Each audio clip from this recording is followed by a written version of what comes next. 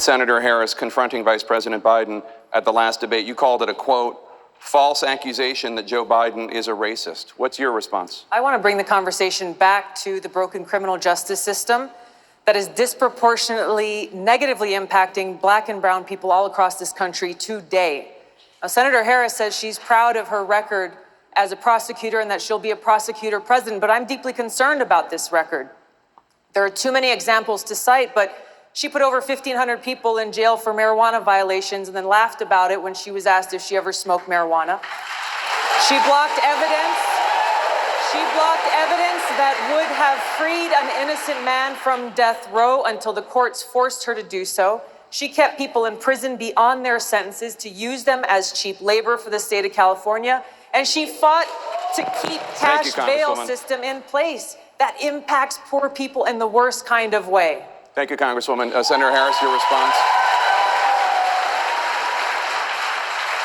As the elected Attorney General of California, I did the work of significantly reforming the criminal justice system of a state of 40 million people, which became a national model for the work that needs to be done. And I am proud of that work. And I am proud of making a decision to not just give fancy speeches or be in a legislative body and give speeches on the floor, but actually doing the work of being in the position to use the power that I had to reform a system that is badly in need of reform.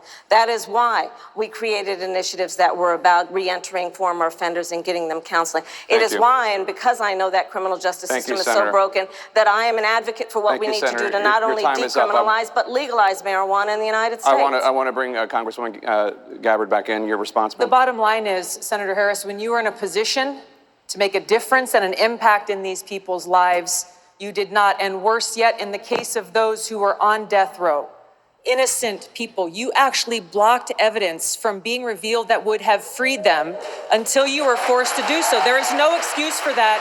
And the people who suffered under your reign as prosecutor, you owe them an apology. Senator Harris. My entire career, I have been personally opposed to the death penalty, and that has never changed. And I dare anybody who is in a position to make that decision, face the people I have faced, to say, I will not seek the death penalty. That is my background. That is my work. I am proud of it. I think you can judge people by when they are under fire, and it's not about some fancy opinion on a stage, but when they're in the position to actually make a decision, what do they do? When I was in the position of having to decide whether or not to seek a death penalty on cases I prosecuted, I made a very difficult decision that was not popular to not seek the death penalty. History shows that, and I am proud of those decisions. Senator Harris, thank you very much. Senator Bennett. Okay.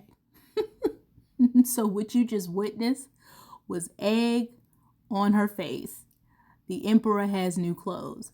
This woman she's an opportunistic fraud.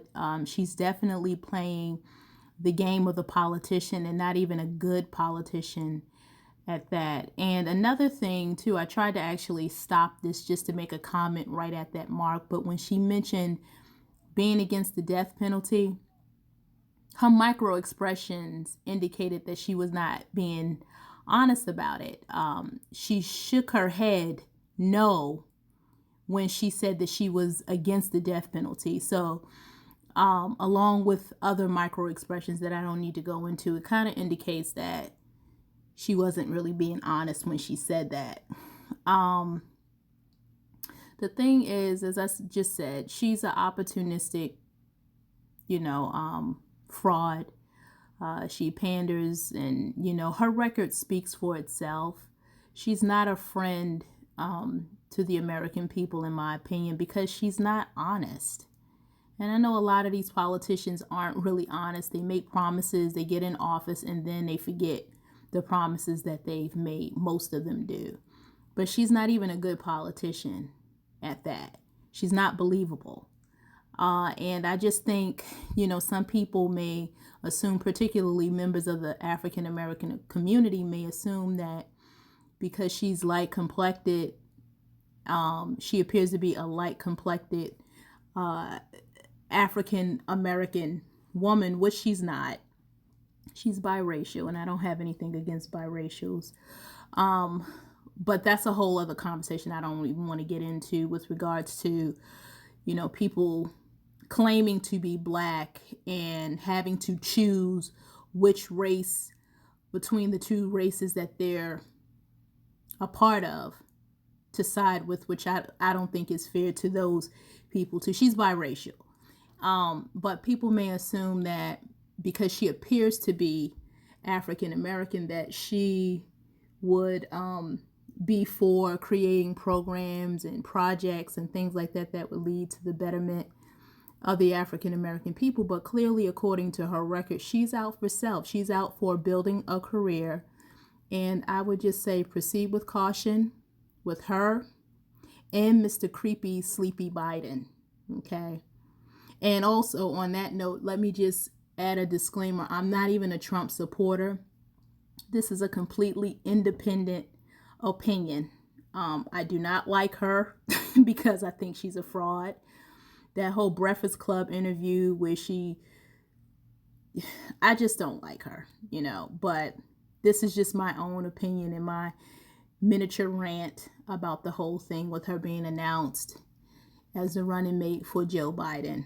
I just think it's a crappy ticket, in my opinion. And personally, I don't even think that he's going to win. I think Trump is going to win. And I think there's going to probably be some upheaval in the country and epic proportions. But prayerfully, that won't happen. Hopefully, that won't happen. But we'll see. We will see.